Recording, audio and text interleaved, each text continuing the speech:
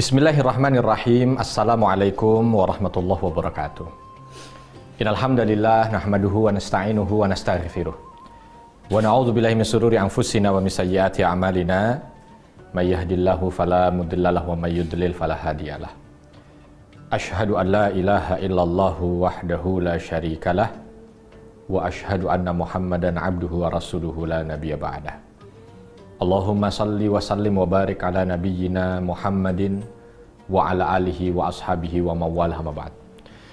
Rabbi syrah li sadri wa yassir li amri wahlul 'uqdatam min lisani yafqahu qawli. Allahumma 'allimna ma yanfa'una wanfa'na bima 'allamtana. Allahumma hdina wahdi bina waj'alna sababan wa sabilan liman ihtada.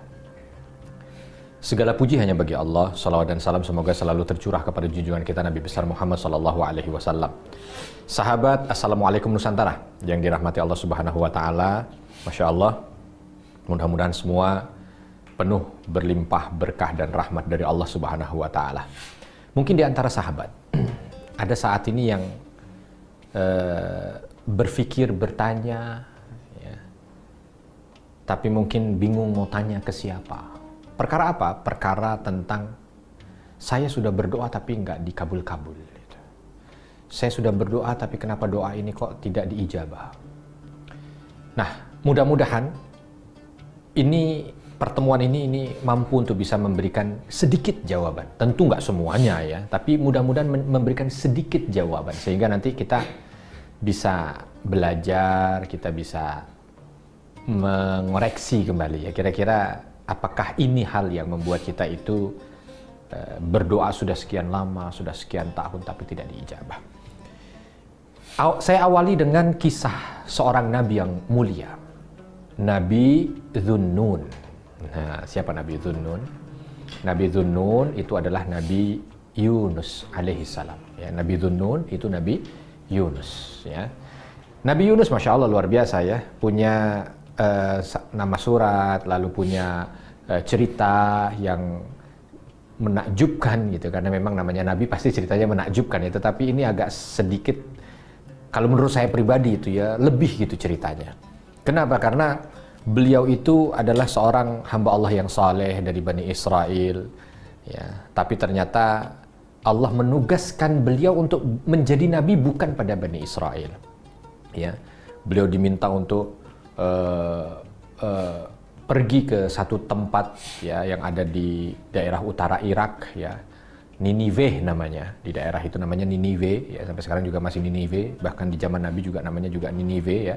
Itu diminta untuk dakwah kepada kaum yang ada di sana. Jadi ini sebuah keunikan tersendiri juga ya, bukan pada kaumnya yang banyak diceritakan dalam Al-Quran kaitan dengan Bani Israel, tapi diminta untuk pergi jauh ya, berdakwah kepada kaum yang mungkin awalnya beliau tidak tahu. Walau banyak nabi juga yang begitu, tetapi ini dari Bani Israel diminta tidak kepada Bani Israel. Yang kedua, ini di saat beliau berdakwah di sana, itu dakwahnya mendapatkan penentangan yang luar biasa. Sehingga sekian lama beliau berdakwah di sana, pengikutnya itu hanya 1-2 orang.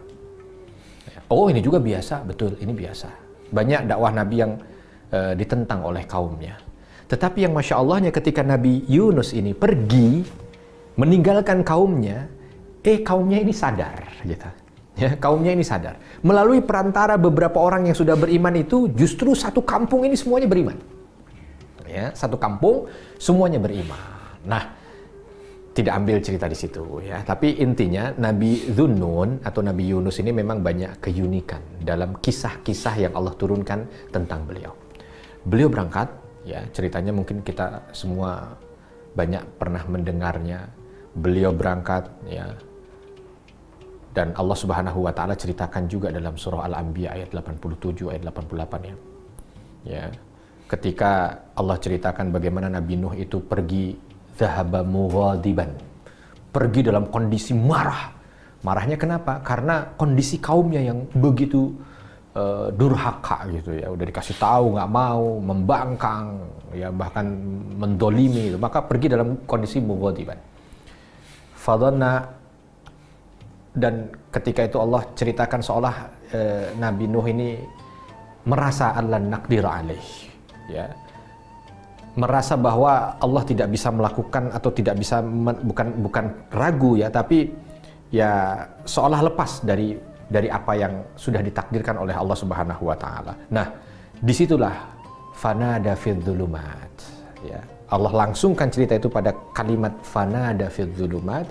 Di dalam kegelapan itu Nabi Yunus berdoa, Nabi Dhunnun berdoa, tetapi sebenarnya dari penggalan ayat ini ke penggalan ayat ini ada cerita, ya.